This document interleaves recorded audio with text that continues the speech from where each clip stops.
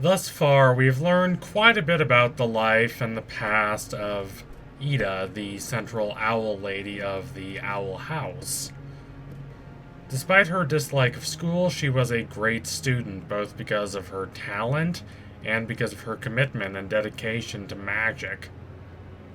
As we saw at the end of Season 1, Lilith cursed her in order to defeat her so Lilith could join the Emperor's Coven, though that turned out to be unnecessary considering Ida didn't really want to join the Coven anyway. That's honestly quite tragic. Ida is a rogue and a scoundrel, living outside the rules and willfully breaking them, but she has a kind heart. She makes sure to take care of people and keep them safe, whoever they are and whatever the world outside might think of them. Though she's childless, she ends up with a lovely family anyway. She cares deeply for Luce and King, and Luce tries her best to help her in return. Of course, sometimes Luce can go too far, as we saw in Separate Tides. Luce sometimes feels like a burden to Ida, and Ida tries her best to correct that misperception. She doesn't think of Luce as a burden at all. Luce has genuinely helped her a lot. With Luce, she's happier and more fulfilled than she's been in a while. She even started talking with her sister again, even though the two of them had not been on good terms for the past couple decades. Ida really wants Luce to be aware of this. She really wants Luce to realize how much Luce means to her. How much this family she's built means to her. But how will that family respond to a sudden and unwelcome disruption? In keeping up A-Fear-Ances instead of keeping up appearances, Ida receives an unwelcome visit from a family member, but who could it possibly be? Wouldn't it be crazy if it turned out to be the Golden Guard? Wouldn't it be crazy if he turned out to be related to Ida and Lilith? My crazy pet theory is that he is in some way. But if that does in fact turn out to be the truth, that's not the kind of thing they would reveal so casually, so unthinkingly. That's the kind of thing that would be saved for a big mid-season reveal. More than likely, the Golden Guard, even if he is related, is not going to be the family member of this episode. More than likely, it is going to be Gwendolyn, Ida's and Lilith's mother. I genuinely doubt she would be that happy with her daughter Ida, considering who Ida has become. Ida is so spontaneous. She's an anarchic wild card. She's passionate about people, even her sister Lilith, whom she had a lot of disagreements with growing up, but she's not kind towards institutions, many of which she considers cruel and unjust. Gwendolyn might not even be particularly happy with how Lilith's life has been going recently. Now, Lilith is, of course, much different from Ida. She is much more of a rule follower, much more of a dork and a nerd. We even see she's kind of a teacher's pet, trying desperately to impress Luce when they're learning glyphs. But Lilith has changed recently after having her entire conception of herself and her relationship with her sister shattered. She's really questioned a lot of things that seemed so solid and unshakable to her before, and as a result, she's become a lot more loose and carefree. She's still quite different from Ida, but she's even become friends with Hooty. That is a very strange friendship that would have seemed completely absurd even last season, but as unexpected and odd as it is, it somehow works. It feels natural. It's better for both of them. Gwendolyn, by contrast, does not seem like the kind of person who could become friends with Hooty. She seems much more icy and rigid. She seems stern and demanding, in the style of a schoolmistress. She seems exactly like the kind of person daughters would like to escape from. She seems like the kind of person who would try to control her children's lives. And because of this, there is likely going to be a lot of tension between Gwendolyn and her children. Gwendolyn probably is not happy with ending up with two daughters who are rebels to some degree. We don't know much about her thus far, but she definitely seems like an establishment figure. And her daughters, for the record, would probably not like their mother interfering with their lives, especially since they're both adults. So we have to ask ourselves, why would Gwendolyn be paying her daughters a visit? What's her motive? Is she working for the Emperor? Is she working for some sort of other institution? Or is she here on her own volition? Whatever it is, I highly doubt her visit will be pleasing to Ida. She might be trying to coerce Ida into doing something that Ida very simply does not want to do. So consider the title of the episode, Keeping Up A-Fear-Ances, which again is a play on keeping up appearances. It's not unreasonable to suspect that a large part of this episode could be Ida and Lilith trying to trick their mother, trying to put on a fancy, elegant, upper-class facade to disguise the chaotic mess that is Ida's real life. Here in the Owl House, Ida might have to try and be prim and proper, which would be kind of annoying if Ida was still a child, but considering that Ida's an adult, it is downright revolting and humiliating. Ida has absolutely nothing to be ashamed of, at least in regards to her family life. Her family might not be conventional, but it's a strong family nonetheless. She very much cares about those around her. She very much does everything she can to protect them. This is more than one can say for Ida's biological family back home.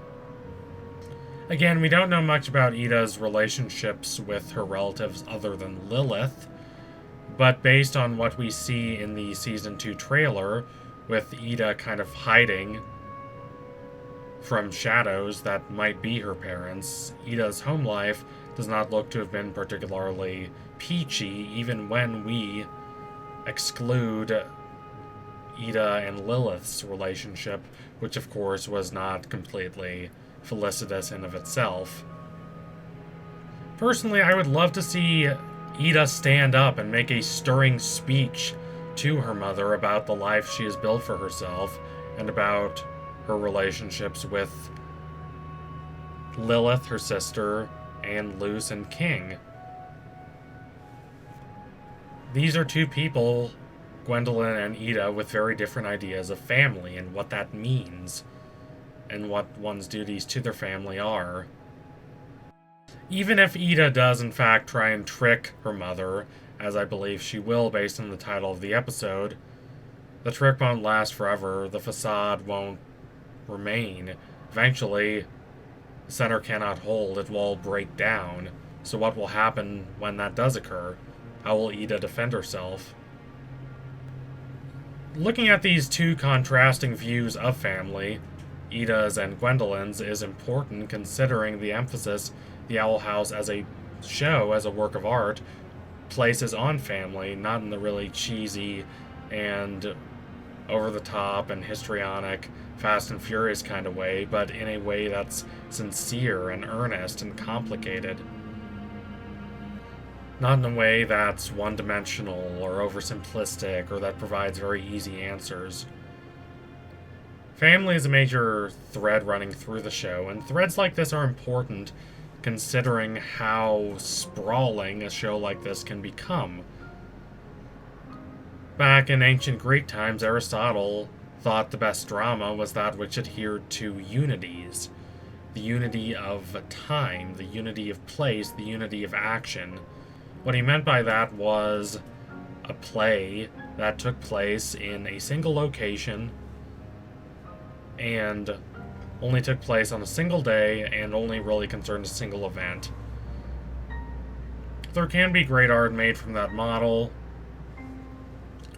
but that is not the model most modern TV shows use, because TV shows, because of their sprawling runtimes tend to have a lot more characters and a lot more plot lines going on.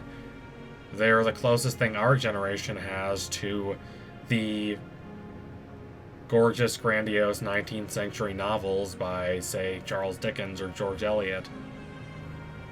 And I love this about TV shows, but what that does mean is that if you want to stop this sprawling series from feeling too diffuse, you have to link things together with uniting themes.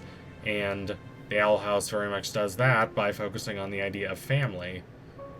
Now think about the many, many different depictions of families we have seen already throughout the course of the Owl House.